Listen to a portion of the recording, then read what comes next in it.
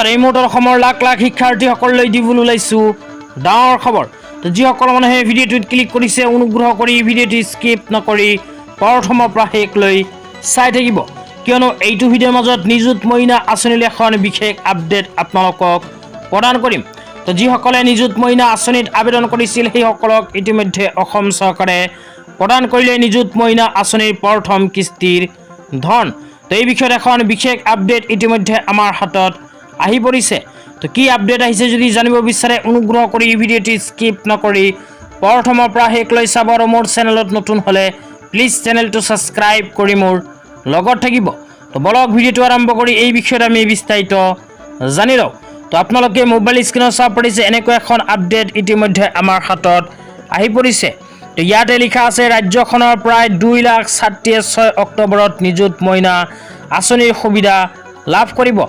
আমাৰ ছাত্ৰীসকলক উচ্চ শিক্ষাৰ পোহৰেৰে জিলিকাই তোলাৰ দিশত গ্ৰহণ কৰা এই পদক্ষেপটোৱে মোক সঁচাকৈ আনন্দিত কৰি ৰাখিছে, আৰু ৰাইজৰ বাবে কাম কৰা আমাৰ অবিৰত প্ৰচেষ্টা অব্যাহত আছে আৰু অব্যাহত থাকিব।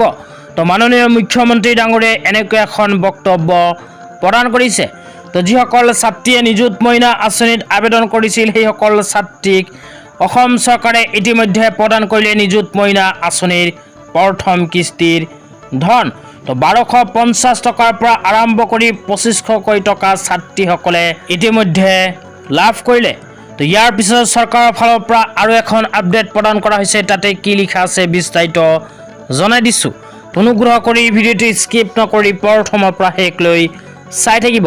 তাৰপিছত ইয়াতে লিখা আছে আৰ্থিক অনুদান প্ৰদানৰ ৰাজ্যজোৰা কাৰ্যসূচী 6 অক্টোবৰ 2024 দিনৰ 11 বজাত। আজি দিনৰ 11 বজাত অসম চৰকাৰে প্ৰদান কৰিলে নিযুত মইনা আঁচনিৰ প্ৰথম কিস্তিৰ ধন।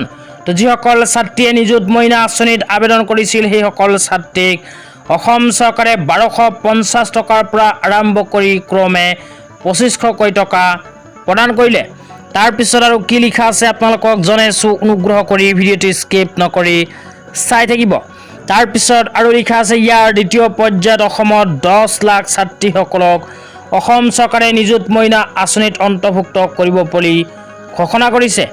ইয়াৰ পিছত এইবাৰ প্ৰথম কিস্তি 1,59,093 গৰাকী ছাত্ৰীসকলে লাভ কৰিলে।